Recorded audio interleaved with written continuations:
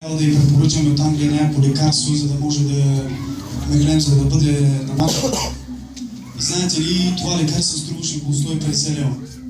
И то толкова с едно пакетчето на меглемче. И аз отидах в аптека Маришки и го препоръчахме. Платихме цената, покарахме това меглема. Отидах, взех меглема, започнахме да мажем. Мина се около един месец-два, даде много малко ответ. Много малка разлика имаше. И знаете ли, след това виждам, докато тялото й побеляваше, виждах устните и леко почваха да побеляват, леко по очите.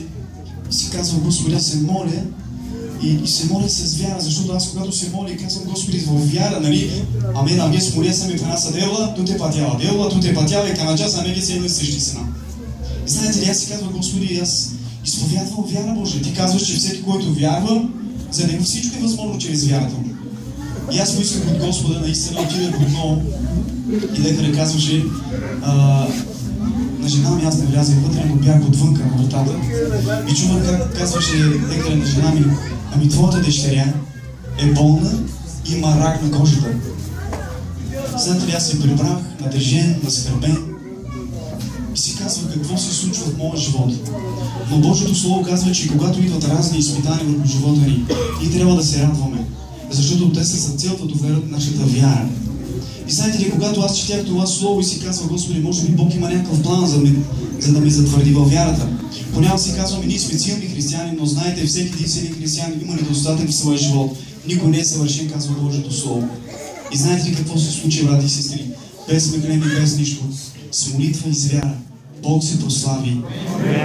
Ако бяха се прослави, нали, така лекарствата, ви, мен, нали, ще си мислите, какво не са ли?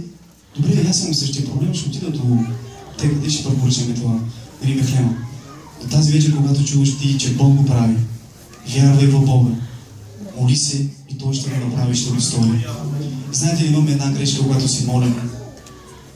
Ние понякога казваме, Господи, Татко Исусе, моля те сега, да видиш моят голям проблем или моята голяма нужда, Господи.